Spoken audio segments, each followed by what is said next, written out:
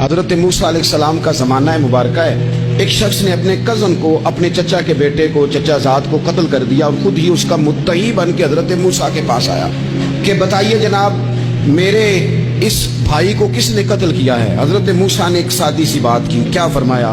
وَإِذْ قَالَ مُوسَىٰ لِقَوْمِهِ إِنَّ اللَّهَ يَأْمُرُكُمْ أَن تَذْبَحُوا بَقَرَةً۔ حضرت موسیٰ علیہ السلام نے اپنی قوم سے کہا کہ اللہ تمہیں حکم دیتا ہے کہ ایک گائے ذبح کرو، گائے کا کچھ حصہ مقتول کو مارو، وہ خود اٹھ کے بتا دے گا مجھے کس نے قتل کیا ہے۔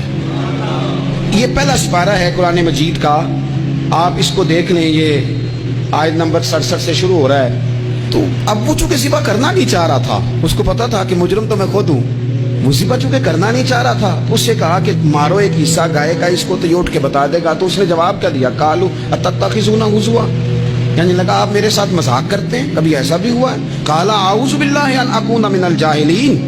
حضرت موسیٰ علیہ السلام فرمانے لگے میں اللہ کی پناہ مانگتا ہوں میں جاہلوں میں سے ہو جاؤں۔ ہر وقت مذاق کرتے رہنا یہ تو جاہلوں کا طریقہ ہے۔ کن کا ہے؟ حضرت موسیٰ نے کہا ہے، قرآن پاک ہے، ہر وقت مذاق کرتے رہنا۔ خوش طبعی اور چیز ہے، مسکراتے رہنا، لیکن کسی کا مذاق ہر وقت اڑاتے رہنا کن کا طریقہ ہے؟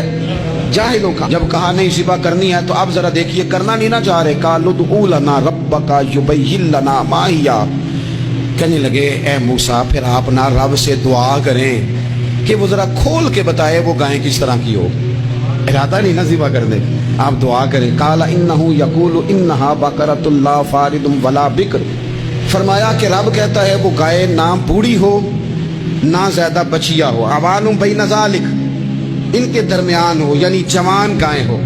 فافعلوا ما تؤمرون، کرو جس کا تمہیں حکم دیا جا رہا ہے۔ قالوا ادع لنا ربک یبین لنا ما لونھا، لو اگلی بات سن لو، کہنے لگے آپ دعا کریں رب سے کہ وہ کھول کے بتائے اس کا رنگ کس طرح کا ہو، رنگ بتائیں کس طرح کا ہو۔ قال انہ یقول انہا بقرۃ صفراء، فرمایا رب فرماتا ہے کہ صفراء رنگ کی ہو، یعنی گہرے زرد رنگ کی ہو، کہ رب فرماتا ہے اس طرح کی گائے ذبح کرو۔ فاقع لونھا تسر الناظرین، اور جب کوئی اسے دیکھے تو اسے اچھا بھی لگے، آنکھوں کو اچھی لگے وہ گائے، اس طرح کی گائیں ذبح کرو۔ لو اتنی باتیں بتا دی۔ قالوا ادع لنا ربک یبین لنا ما ہی، کہنے لگے نہیں آپ پھر دعا کریں اللہ ذرا کھول کے بتائے گائیں کس طرح کی ہو۔ ان البقرہ تشابہ علینا، ہمیں ذرا گائیں پر شبہ پڑ گیا ہے کس طرح کی ذبح کرنی چاہیے۔ وَإِنَّا انشاءاللہ لمہتدون، اگر اللہ نے چاہا تو ضرور ہم ہدایت پا جائیں گے۔ پھر اللہ تعالیٰ نے فرمایا کہ قال انہ یقول انہا بقرۃ لا ذلول تثیر الارض، گائیں اس طرح کی ہو کہ وہ کبھی کھیتی میں نہ چلائی گئی ہو، یعنی اس کو کبھی کام نہ اس سے لیا گیا ہو۔ بیل کو لوگ لگاتے تھے نا، جو کام آج ٹریکٹر سے لیا جاتا ہے وہ گائے بیل سے لیا جاتا تھا، تو وہ کھیتی باڑی کے کام نہ اس کو لگایا گیا ہو۔ ولا تسقی الحرث، اور نہ اس سے پانی نکالا گیا ہو، نہ کھیت چلانے ہل چلانے میں لگائی گئی ہو، اور وہ جو کنواں ہوتا تھا جس کے گرد گائیں گھومتی تھی، تو کہا وہ بھی کام اس نے نہ کیا ہو گائے نے۔ مسلمۃ لا شیۃ فیہا، وہ ہر عیب سے پاک ہونی چاہیے۔ قالوا الآن جئت بالحق، اب کہنے لگے اب آپ صحیح بات لے کے آئے، اب سوال ختم ہو گئے نا، کہنے لگے اب آپ بات فذبحوہا، انہوں نے ذبح کر دی۔ وما کادوا یفعلون، پر ایسا کرتے نظر آتے، لگتا نہیں تھا کریں گے ذبح پر ذبح۔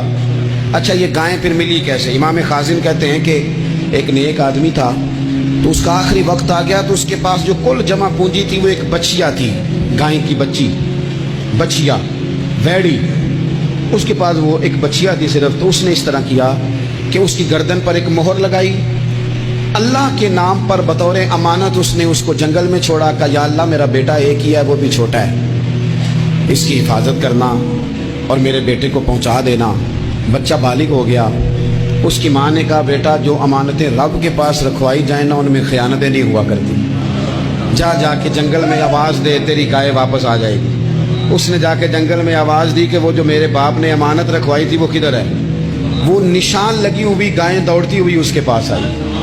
واللہ خیر الرازقین، جب رب بندوبست کرے، جب اللہ بندوبست کرے تو پھر معاملہ اور ہوتا ہے۔ وہ گائے آ گئی، اب اس نے کیا کیا اس نوجوان نے کہ وہ گائے گھر لایا، ماں سے آ کے کہا کہ اماں یہ تو اللہ نے فضل کر دیا۔ ماں کہنے لگی پتر حالات ہمارے خراب ہیں، منڈی میں لے جا اسے بیچ دے، لیکن سودا میری مرضی کے بغیر طے نہ کرنا. کس کی مرضی کے بغیر؟ کس کی؟ اماں کی مرضی. اور سنو یار، تھے کچھ لوگ جن کو لوگوں نے تانے بھی دیے کہ تم ماں کے پیچھے لگ گیا ہے. لوگوں نے بڑا کچھ کہا، پر جو ماں کی مرضی پہ لگے ناکام نہیں ہوتے زندگی میں. یہ دیکھو ماں کی مرضی پہ لگا. اس کی قیمت کتنی تھی گائے کی؟ بڑی مہنگی تھی، پر 3 دینار کی تھی. منڈی میں لے گیا 3 دینار اس کی قیمت لگ گئی. تو ماں نے کہا تھا میری مرضی کے بغیر سودا نہ کرنا. اب بچے تو نہیں نہ مانتے، اماں کو کیا پتا باہر بزنس کیا ہے، لین دین کیا ہے. پر ماں نے کہا تھا میری مرضی. بندہ دے رہا ہے اسے 3 دینار. اس نے کہا جی میں نے طے تب کرنا ہے، ڈن تب کرنا ہے، پہلے اماں سے پوچھنا ہے. گھر جا کے اماں سے پوچھا، اماں کہنے لگی دے دے. واپس آیا تو اس نے کہا کہ میں 6 دینار دیتا ہوں، پر میری شرط ہے ماں سے نہیں پوچھنا. اس نے کہا تو 12 بھی دے. ڈن تب بھی ہونا ہے جب اماں نے کہنا ہے. وہ جب اس طرح کی اس نے گفتگو کی، واپس اپنی والدہ کے پاس گئے. کہنے لگے اماں سمجھ نہیں آتی، 3 دینار کی گائیں بندہ 12 میں خریدنے کو تیار ہے، شرط لگاتا ہے کہ اماں سے نہیں پوچھنا. تو والدہ کہنے لگی پتر پہلے اس سے جا کے پوچھ کیا وہ ہے کون. یہ کوئی روحانی معاملہ ہے، کوئی غیبی مدد ہے، پوچھ. اس سے جا کے پوچھا تو وہ کہنے لگا میں تو فرشتہ ہوں اللہ کا. تو نے گائیں بیچنی نہیں، اس لیے کہ تیرا باپ بھی نیک ہے، تیری ماں بھی نیک ہے. رب تیرے رزق میں برکت پیدا فرمانا چاہتا ہے. ماں باپ نیک ہونا، رزق میں برکت ہو جاتی ہے. ماں باپ نیک ہو، ان کی صالحیت کا اثر پہنچتا ہے بچوں تک. رزق حلال کما کے لانے والے ہوں تو گھر میں برکت ہوتی ہے. جا کے کہا کہ تیرے ماں باپ نیک تھے، اسے نہ بیچنا گائے کو، تو کیا کریں؟ کہنے لگے بنی اسرائیل والے سوال کر کر کے خود مشکل میں آ گئے. اب وہ ایسی گائے جو جوان بھی ہو، یہاں تو ہر غریب آدمی اپنی گائیں یہاں لگا دیتا ہے، کھیتی باڑی میں یہاں لگا دیتا ہے، کنویں میں پانی نکالنے میں، تو یہاں تو ہر ایک کی گائیں. تو ایسی گائیں جس کا رنگ بھی اتنا پیارا ہو، زیادہ بوڑھی زیادہ بچی بھی نہ ہو، اور ابھی تک کھیت میں بھی نہ لگی ہو، وہ سوائے تیرے کہیں نہیں ہے. اس نے کہا چل پھر مہربانی کر بتا میں کتنے کو دوں گائیں، اگر وہ آ جائیں تو کتنے کو بیچنی ہے. اسے کہنا کوئی نہیں، ریٹ تو زیادہ کرنا ہی نہیں. ان سے کہنا گائے کے اندر سے گوشت نکال دیں اور جتنا گوشت ہے اتنے پیسے بھر دیں، اس کی کھلڑی بھر دیں. اب وہ بنی اسرائیل والے ڈھونڈتے پہنچ گئے. کہا جناب گائیں 3 دینار کیا 6 لے لو. اس نے کہا نہ بھائی، ذبح کروں گا، گوشت نکالوں گا، جتنا وزن گوشت کا اتنے پیسے بھرو گے کھال میں تو پھر گائے تمہیں ملے گی. اب مجبور تھے، کیا کرتے. ابن کثیر حدیث لائے ہیں، امام سیوطی نے در منصور میں بھی لکھی ہے. نبی پاک صلی اللہ علیہ وسلم نے فرمایا سنو جوانوں، اور اسے دل کی تختی پہ لکھو. نبی پاک علیہ السلام نے فرمایا اگر بنی اسرائیل والے زیادہ سوال نہ کرتے تو اتنی مشکل کا شکار نہ ہوتے.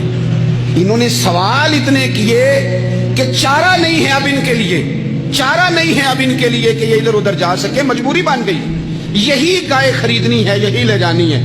اب اتنا سارا مال جمع کر کے وہ گائے خریدی، ذبح کی. تو مقتول کو جب اس کا ایک حصہ مارا تو اس نے اٹھ کے کہہ دیا یہ جو مدعی بنا ہوا ہے نا، یہی تو میرا قاتل ہے، یہی تو میرا قاتل ہے، یہی تو ہے، اس نے یہ سارا کام کیا.